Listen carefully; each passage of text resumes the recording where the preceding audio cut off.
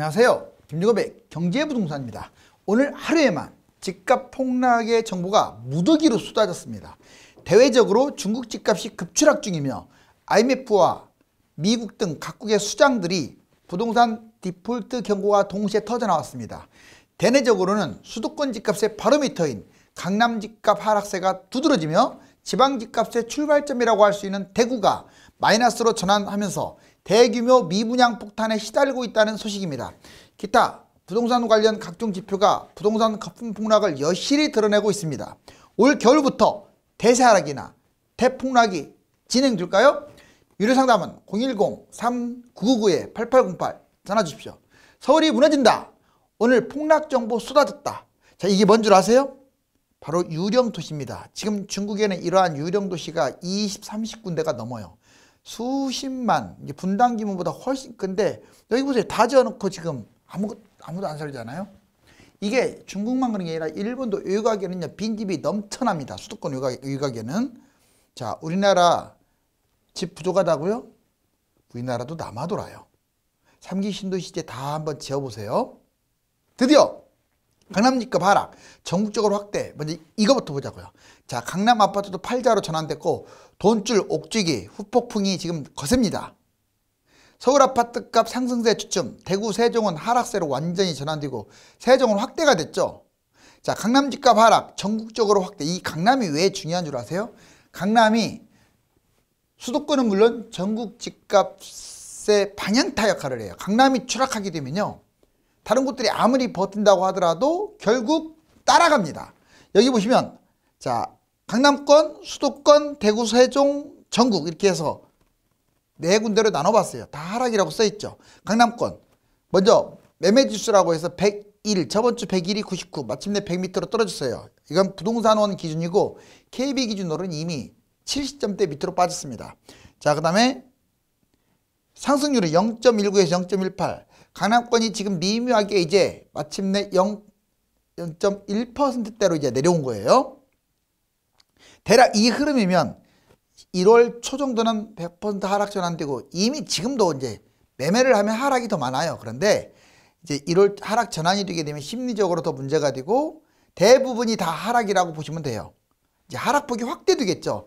바로 이때 1월, 2월, 3월, 4월 달에 단기적으로 마이너스 20에서 30%까지 떨어진 매물들이 나옵니다. 자, 이제 수도권 하락 104가 100, 아직은 강남보다는 더 세요. 수도권도 서울보다는 경기도, 인천이 더 강합니다. 자, 그렇지만 내리막길이고 0.23이 0.21%로 떨어졌고 역시 1월 중순경에 하락할 것으로 보여집니다. 자, 대구 세종 볼까요? 대구는 이미 마이너스 0.02, 80주 만에 하락이라고 하죠. 세종 마이너스 0.12, 12월 하락 중.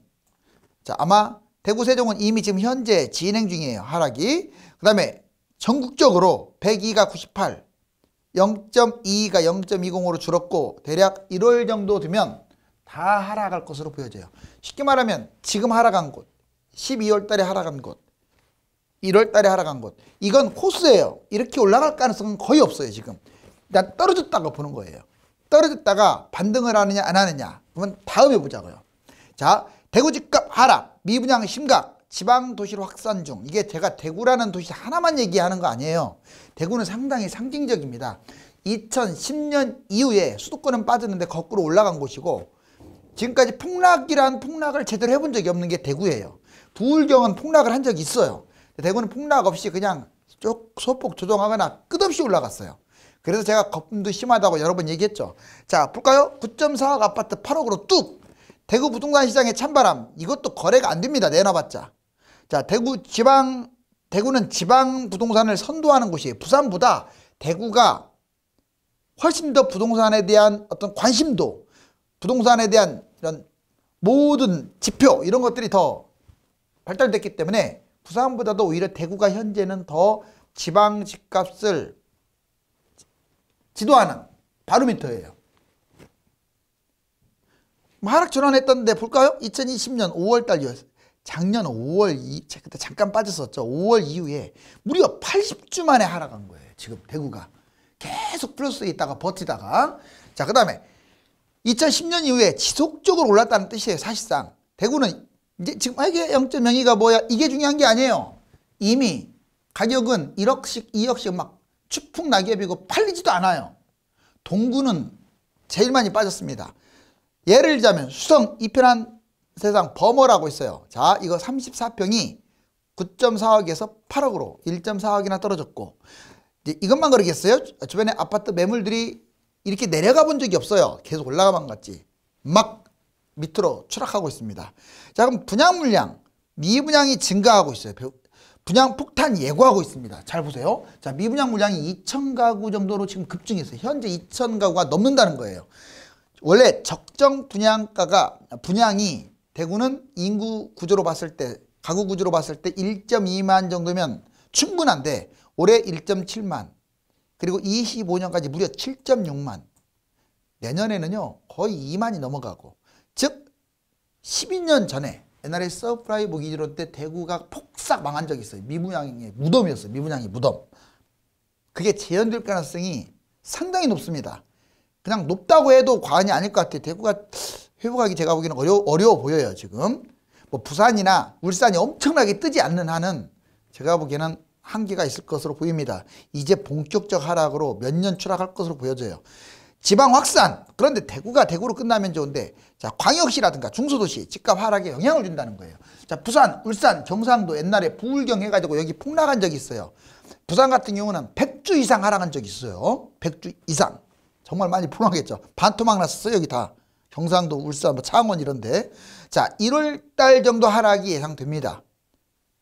1월달부터 본격 하락이란 뜻이지, 이미 지금도 매물 거래가 안 되고, 거래되면 이제 하락 가능성이 높아요. 호남, 충청 심리가 악화돼서 역시 1월달 하락.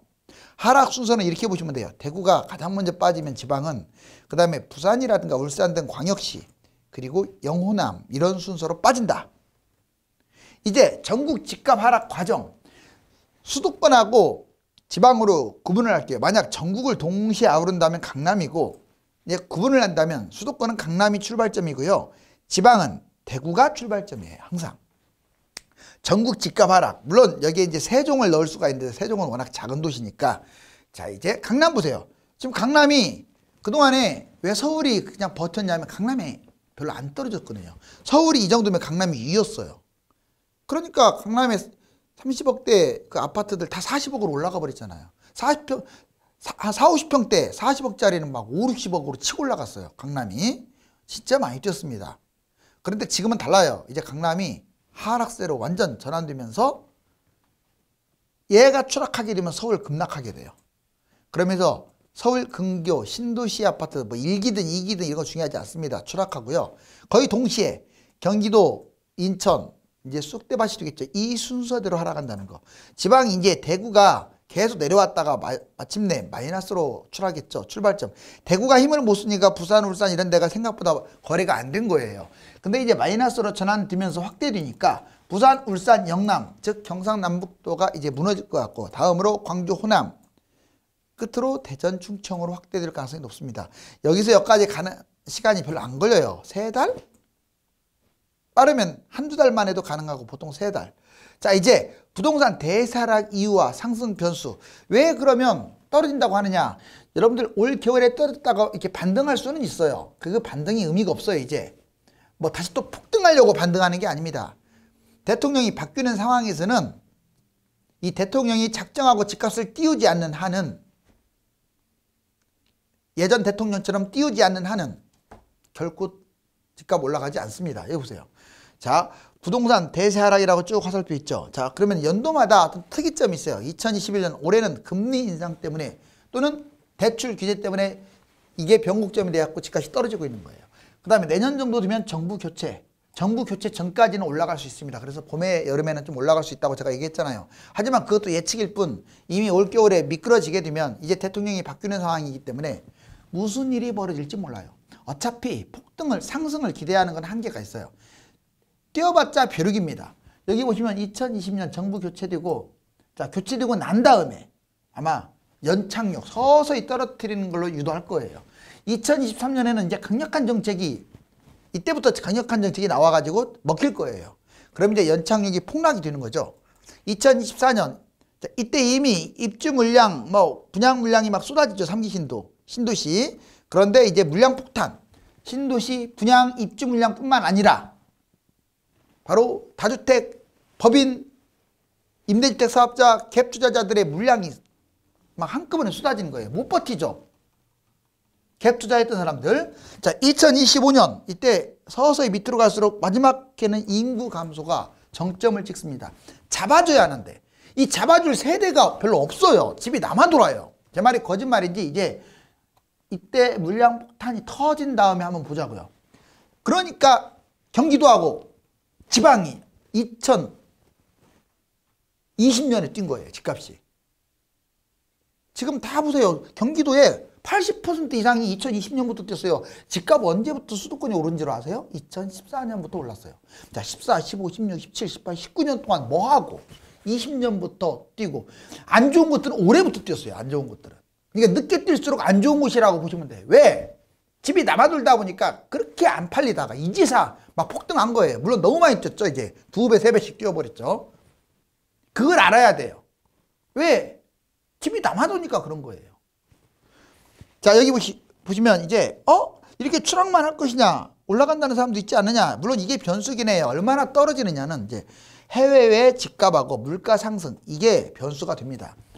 그리고 국내적으로 이제 2022년에는 대선하고 지자체 선거.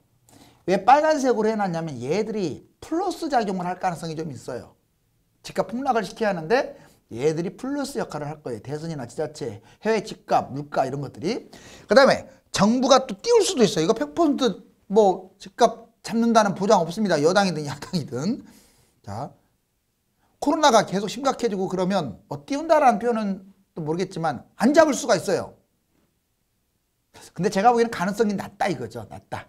인플레이션이 지속됨으로써 또 덩달아서 물가가 너무 올라가니까 집값도 또 따라 올라갈 수도 있습니다. 이 네 가지는 플러스 요인인데 그렇지만 너무 많이 뛴 이 거품 상황이라서 이렇게 추락할 가능성이 크다. 자, 이제 세계 경제 위기를 경고한 한꺼번에 쏟아진 뉴스들을 보면 IMF 총재 또 했어요. 8년 전에 긴축 발작이라고 했는데 이 긴축 발작이 생기면서 파탄이 날 것이다.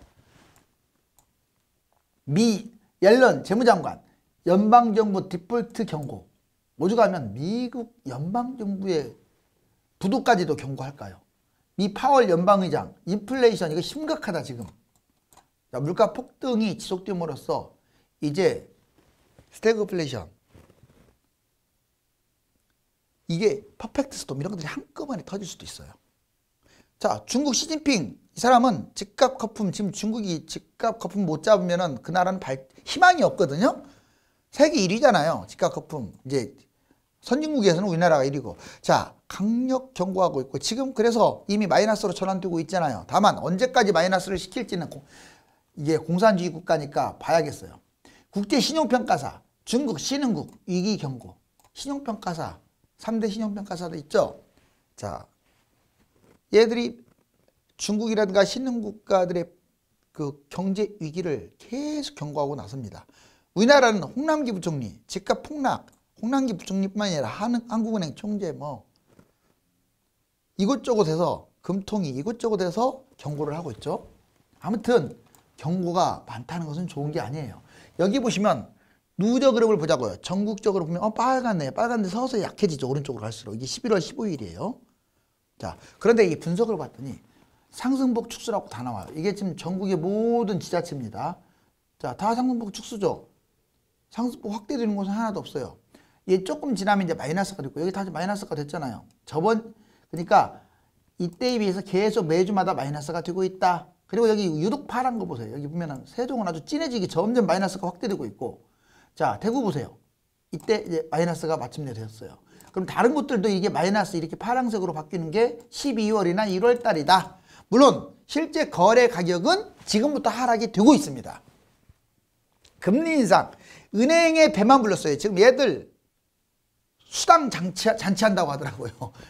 지금 이 국민들한테 그 세금 왕창 올려가지고, 세금이 아니라 그 이자를 왕창 올려서 그 어떻게 좀 뺏는 방법 없습니까? 좀 뺏어가지고 가난한 사람 좀 나눠주고 이렇게 해야 하는데 지들 배불리는 잔치 하고 있어요.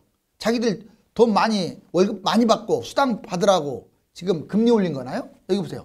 가상금리 올리고 우대금리 낮추고 지들 멋대로예요. 가상금리 올리고 우대금리를 오히려 올리고 가상금리는 낮춰야 하는데 지들 멋대로 규제 불효령이 은행 배만 불렸다. 원래 이걸 감안을 하고 정부가 커트를 시켜야죠. 왜 은행 배를 붙입니까? 은행들 직원들을. 자, 여기 보시면 주담대 금리 엄청나게 올라갔죠. 그런데 여기 가상금리는 올리고 우대금리는 축소시켰다고 다 써있잖아요. 신용대출금리도 축소, 가상금리는 올라가고 있는데 여기 보면 실질적으로 2%에서 4% 했던 게 3에서 5% 금리로 확 올라갔잖아요. 이렇게 이 올라간 만큼 은행만 지금 살쪘다 이 말이에요. 여기 보면 해서는 또 안 돼요. 과잉 전세대출을 막아야 돼요. 물론 꼭 필요한 사람도 있겠지만 어쩔 수 없이 100% 만족시키는 제도가 어디 있어요. 우리나라가 왜 집값이 폭등한 줄 압니까? 그 원흉의 1번이 전세대출이었어요. 아세요? 그런데 자꾸 뉴스 보세요. 전세대출 안 돼갖고 서민들 어쩌나. 지들이 언제부터 서민 걱정했다고. 자기 집값 떨어질까 봐 걱정하는 거지 무슨 서민 걱정을 해요.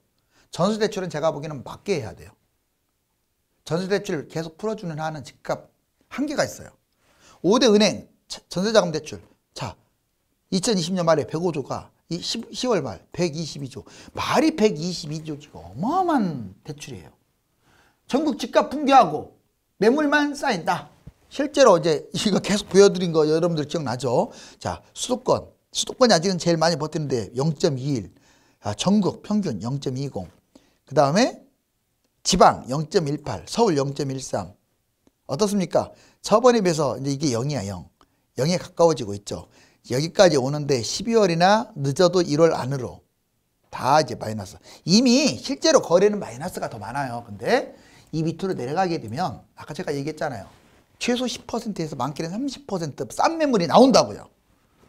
대구 세종, 대구 추락했네요. 세종, 확대됐네요. 자, 수도권 내 매물은 늘어나요. 수도권 6만, 경기도 보면 6만 3천 건에서 7만 7천 건으로, 서울 3만 9천 건에서 4만 건으로. 이건 왜 의미가 있냐? 서울 지금 거래량이 1,000만 건밖에 안 돼요. 1,000건밖에 안 되는데 1,000건인데 매물은 4만 건이 있다는 거예요, 지금. 그러면 신고가 매물이 많을까요? 하락 매물이 더 많겠죠. 거래가 안 되니까. 자, 이제 인천도 1만 2천에서 1만 6천. 이제 인천도 끝났습니다. 제가 보기에는 끝났다는 표현이 맞아요. 당분간 조금 올라갈 수는 있는데, 자, 여기 보세요. 중국 부동산 급락 중, 수도권 분양 물량 많은 곳. 여기 보시면 지금 10월 달 들어서 이제 막 떨어질 거예요. 이걸 시진핑이 언제까지 봐주느냐. 공산주의는 전혀 믿을 게 못 돼요. 저는 빨갱이들 싫어하거든요. 공산주의는 믿을 게 못 되지만 그래도 뭐 지들이 찾겠다고 하니까 한번 봐야죠. 여기 보면 이제 광명시, 남양주, 고양시 이게 뭔 말이냐면 물량이 많은 곳으로 혹시 나를 어디로 이사 갈까 하는 분들이 있어요. 물론 2년 후. 자, 보면 8만 가구나 되네요. 광명시. 그리고 남양주는 7만 8천, 고양시 4만 2천, 하남 3만 4천, 부천 2만 8천, 인천 2만 8천, 안산 2만, 성남 1만 5천. 물론 이것만 있는 게 아니라 여기에 이제 플러스 신도시가 있고 택지주가 하게 되면 확 많아지는 거예요. 자, 그래도 이제 유독 많은 거. 인천 이것만 들 리가 없잖아요. 거의. 그 다음에 이제 여기 안 나와 있지만 용인시 플랫폼시티를 포함해서 3만 호, 수원시 재개발 중심이죠. 2만 호, 화성시 신도시 포함 5만 호. 화성시도 상당히 많아요. 이렇게 앞으로 매물이 많다. 끝으로 4년간 평형별로 집값 상승 보면, 자, 문재인 정부 들어와서 2017년에서 2021년 대형이 10억이 뛰었어요. 자, 14억짜리가 24억, 중대형, 자, 이게 8억짜리가 16억으로 뛰었고, 중형 8억짜리가 역시 14억으로 뛰었고, 중소형 5억짜리가 10억 넘게 뛰었고, 소형 3억짜리가 8억으로. 제일 많이 뛴 것은 소형이죠. 이게 금액 비율로 따지면 어찌됐거나 더블이 상식은 다 올랐네요. 이렇게 주요 기관이 내년에 올라간다고 지금 상승률, 한국건설 2.0, 국토연구원 5.1, 우리금융 3.7 등등등 올라간다고 이렇게 말하고 있는 것은 다른 나라 집값이 뛰고 있고, 그 다음에 물가가 좀 또 올라가고 코로나가 바로 안 잡힐 것 같으니까 좀 더 올라갈 것 같고, 그리고 뭐 몇 가지 또 우리나라 국내적으로 보면 대통령 선거도 있고 지자체 선거인데 과연 집값을 잡을까, 그런 걸 다 반영한 것 같아요. 그렇지만 제 생각에는 뭐 이건 의미가 없어요. 이제는 어떻게 하면 잘 팔 것인가, 이걸 판단해야 할 것 같아요. 이제 올 겨울을 보면 알겠죠. 정말로 폐허가 됐네요. 도시가. 거래 감소, 매물 확대, 하락 거래, 집값 하락의 단계별 진행이 빠르게 이어지고 있습니다. 12월부터 1월이면 전국 모든 아파트가 하락세로 전환이 될 것이 유력한데 그 이후에 봄에 반등할 것이냐 아니면 대세 하락의 늪에 빠질 것이냐는 대선 전국에 달려 있습니다. 감사합니다.